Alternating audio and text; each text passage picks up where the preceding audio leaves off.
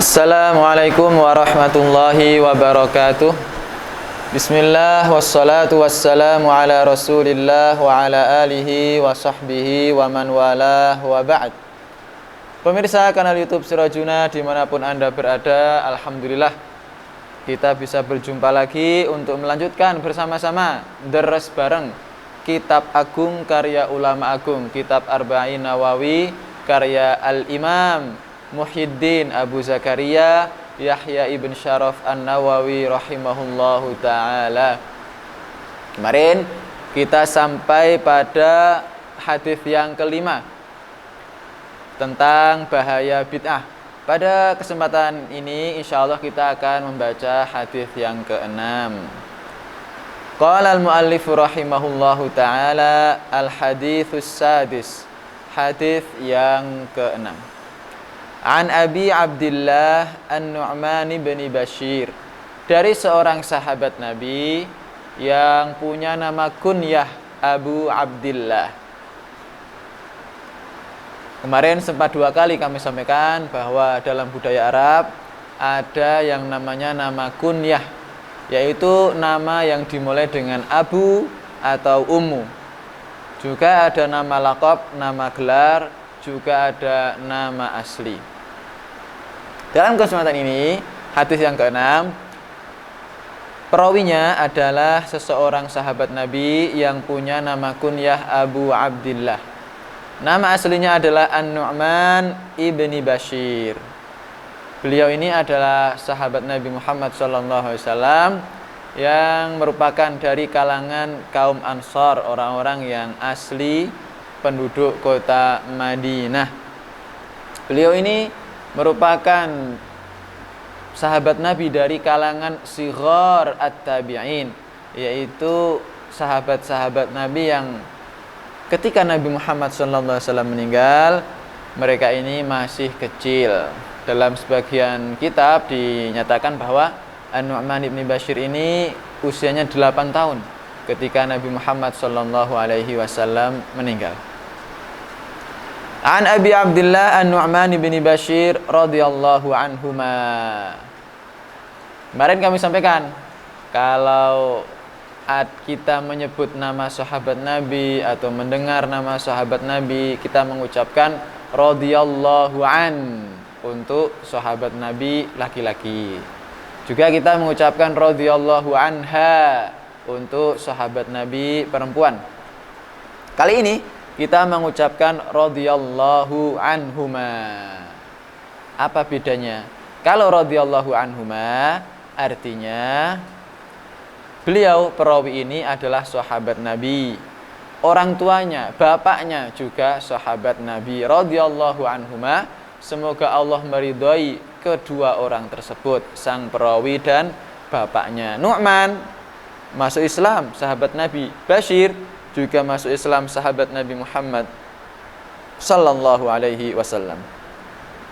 Qal An-Nu'man bin Bashir berkata, sami'tu Rasulullah sallallahu alaihi wasallam yaqul, saya mendengar Rasulullah sallallahu alaihi wasallam bersabda.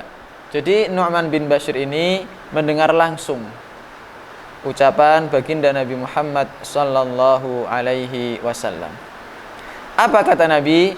Innal halala bayyin wa innal harama bayyin wa bainahuma umurun mushtabihat. Innal halala bayyin. Sesungguhnya hal-hal yang halal jelas. Wa innal harama bayyin, dan sesungguhnya hal-hal yang haram juga jelas. Kita lihat, kalau ini air putih jelas halal, semua orang tahu. Minuman keras, khamr, jelas itu haram, semua orang tahu. Jadi innal halala bayyin, sesungguhnya hal-hal halal jelas. Wa innal harama bayyin, dan hal-hal yang haram juga jelas.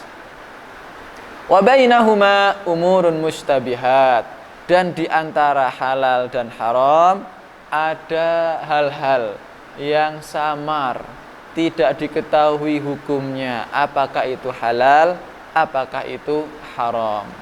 Dalam hadis ini disebut mustabihat, hal-hal yang samar. Kalau kita mungkin sering mendengarnya istilah syubhat. Istilah syubhat, yaitu hal-hal yang tidak diketahui apakah itu halal ataukah itu haram.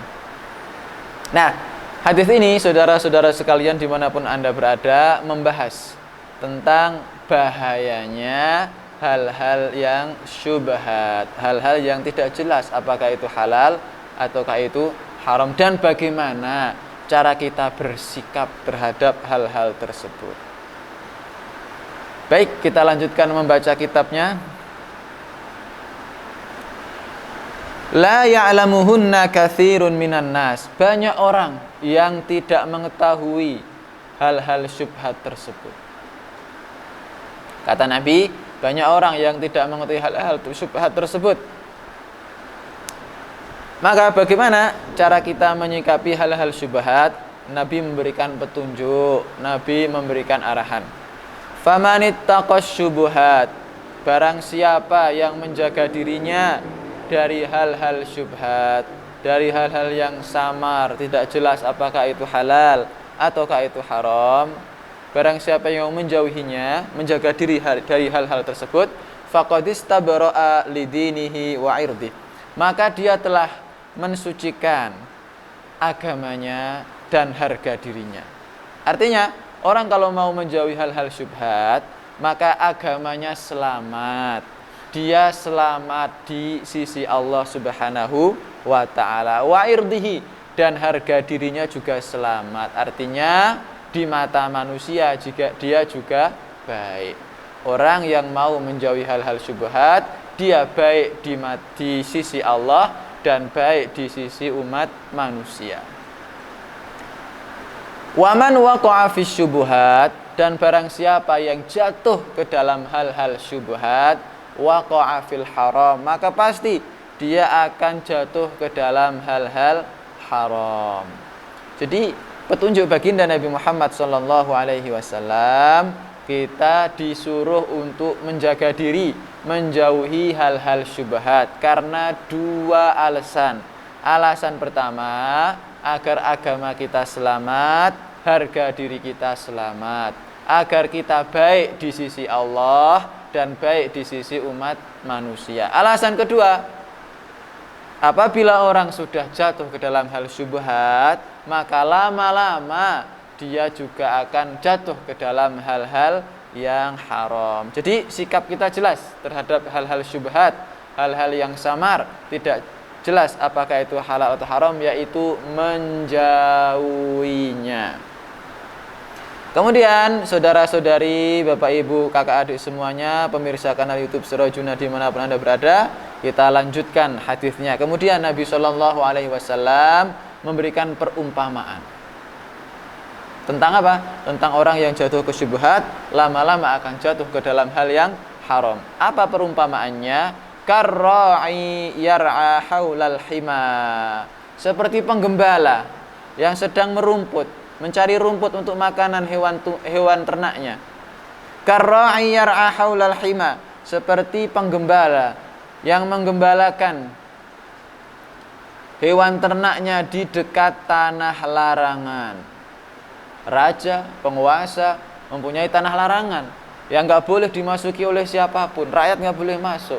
Ini ada orang merumput atau menggembala gembalaannya di dekat tanah larangan. Yushiku an yarta'afi, hampir-hampir dia akan masuk ke tanah larangan tersebut. Kalau kita umpamakan dalam kehidupan kita sehari-hari, mungkin seperti yang saya lihat beberapa waktu lalu. Saya pergi ke luar kota, kemudian melewati jalan tol. Subhanallah, jalan tol ini menembus tengah-tengah persawahan. Saya lihat di kanan kiri sawah semua. Juga di kanan kiri jalan tol ini ada pagar yang membatasi jalan tol dengan tanah milik warga. Saya lihat ada sebagian warga sedang merumput, nyari rumput untuk kambingnya, untuk sapinya, untuk hewan ternaknya di daerah milik warga berbatasan dengan pagar jalan tol. Merumput. Alhamdulillah dapat rumput yang banyak. Lama-lama dia melihat, loh ini di daerah saya ini, di tanah saya ini rumputnya sudah habis. Tapi di tanah milik pemerintah ini, jalan tol ini kok rumputnya hijau sekali. Jadi teringat istilah rumput tetangga lebih hijau. Akhirnya dia pun melompati pagar atau merusak pagarnya. Kalau kita lihat banyak sebagian pagar kawat yang di sekitar jalan tol itu sebagian ada yang rusak, dilubangi. Tujuannya apa? Tujuannya orang merumput di tanah miliknya sendiri, lama-lama merumput di tanah milik pengelola jalan tol. Seperti itu gambarannya, karra'i yar'a haulal hima yushiku an yarta'a fih. Seperti penggembala membawa gembalaannya makan rerumputan di sekitar tanah larangan, lama-lama akan jatuh masuk ke dalam tanah larangan tersebut. Jadi hati-hati, jangan sampai kita melakukan hal-hal yang syubhat, karena lama-lama akan jatuh ke dalam hal-hal yang haram. Bapak Ibu saudara-saudari sekalian dimanapun Anda yang berada, kemudian Nabi Muhammad SAW memberikan arahan yang sangat bagus bagaimana cara kita mengendalikan diri kita. Jangan sampai jatuh ke hal syubhat, apalagi jatuh ke dalam hal yang haram. Kata Nabi, ala, perhatikan, wa inna likulli malikin hima. Semua penguasa, semua raja punya tanah larangan. Ala wa inna himallahi maharimuh. Perhatikan, ingat, sesungguhnya tanah larangan Allah Subhanahu wa taala adalah hal-hal yang Allah haramkan. Ala wa inna fil jasadi mudghah. Perhatikan, ingat, sesungguhnya dalam jasad ada segumpal daging. Idza saluhat saluhal jasadu kulluh. Ketika daging tersebut baik, maka seluruh jasad akan baik. Wa idza fasadat fasadal jasadu kulluh. Dan ketika daging tersebut buruk, maka seluruh badan, seluruh jasad akan buruk. Ala wahyal qalb. Ketahuilah bahwa daging tersebut adalah hati. Jadi secara zahir kita tahu, oh ini hal ini bukan halal, oh hal ini bukan haram, tapi syubhat, nggak jelas halal atau haram, ya sudah dijauhi. Secara zahir jelas hukumnya, tapi terkadang hati itu tergoda untuk masuk ke dalam hal syubhat, lama-lama masuk ke dalam hal-hal yang haram. Bagaimana kita mengendalikan diri? Yaitu dengan cara menjaga hati, karena hati itu sangat penting. Kata Nabi, ketika hati ini baik, maka seluruh badan akan baik. Kalau hati kita baik, mata ini akan baik, Bapak Ibu. Mohon maaf ini, kita perhatikan bahwa di dunia ini ada hal-hal yang halal kita lihat. Ada gunung, ada pemandangan indah. Kalau yang sudah punya istri, ada istrinya halal untuk dilihat, wajahnya, kecantikannya. Juga ada hal-hal yang haram, nggak boleh dilihat. Kecantikan wanita secara umum nggak boleh, kita sebagai laki-laki kok jelalatan ngeliatin, haram, nggak boleh. Nah, kita tahu ini nggak boleh, tapi bagaimana cara mengendalikan diri? Yaitu caranya adalah dengan memperbaiki hati. Ketika hati baik, maka mata juga akan baik, tidak akan jelalatan melihat hal-hal yang haram atau melihat aurat-aurat yang tidak diperbolehkan. Ketika hati baik, tangan tidak akan melakukan hal-hal yang haram. Ketika hati baik, lisan tidak akan mencaci maki, melaknat, menggunjing, tidak akan terjadi hal seperti itu. Intinya perbaikilah hati. Kalau hati baik, semua anggota badan baik. Kalau hati buruk, maka semua anggota badan juga akan menjadi buruk. Seketat apapun peraturan yang kita terapkan pada diri kita, atau seketat apapun peraturan agama kita tahu, kita tidak akan bisa mengendalikan diri kecuali dengan memperbaiki hati. Kita semua alhamdulillah Bapak Ibu, adik-adik semuanya ini santri-santri, Masya Allah. Kita bisa lihat Di pondok pesantren ada peraturan, dilarang keluar malam, dilarang jajan di warung-warung. Masya Allah. Pengurus sudah bikin peraturan. Ada peraturannya, ada takzirannya, ada monitoringnya, semua seketat apapun semua itu tetap harus kembali ke dalam hati. Kenapa? Karena seketat apapun pasti kalau hatinya buruk pasti ada 1-2 anak yang tetap melanggar. Nah, untuk anak-anak yang melanggar tersebut peraturan sudah tidak mempan, jadi harus diperbaiki hatinya. Itulah contoh yang nyata yang kita hadapi setiap hari. Baik Bapak Ibu, saudara-saudari, pemirsa kanal YouTube Sirajuna dimanapun Anda berada, mungkin ada yang bertanya, adakah doa untuk memperbaiki hati? Ada banyak sekali. Salah satunya yang diambil dari sebagian kata-kata dalam ayat Al-Quran, yaitu Allahumma habib ilainal iman wa zayyinhu fi qulubina wa karrih ilaina al-kufra wal fusuqa wal isyan waj'alna minar rasyidin. Sekali lagi, Allahumma, ya Allah, habib ilainal iman, buatlah keimanan itu dicintai bagi kami, dicintai oleh kami. Wa zayyinhu fi qulubina, dan hiasilah keimanan itu di hati kami. Jadi kita minta hati kita diperbaiki, suka terhadap keimanan, suka terhadap ketaatan, suka terhadap hal-hal yang halal. Wa karrih ilaina al-kufra, dan buatlah kekafiran itu kami benci. Wal fusuqa, dan kefasikan kami benci. Wal isyan, dan kemaksiatan kami benci. Kita minta kepada Allah agar hati kita ini bersih, enggak suka kekafiran, enggak suka kefasikan, enggak suka yang namanya kemaksiatan. Waj'alna minar rasyidin, dan jadikanlah kami termasuk orang-orang yang baik. Sekali lagi kami bacakan doanya, Allahumma habib ilainal iman wa zayyinhu fi qulubina wa karrih ilainal kufra wal fusuqa wal isyan waj'alna minar rasyidin.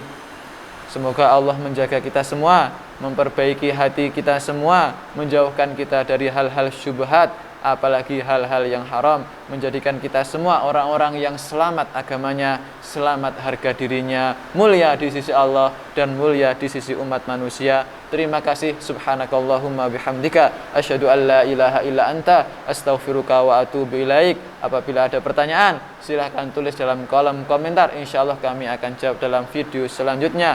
Assalamualaikum warahmatullahi wabarakatuh.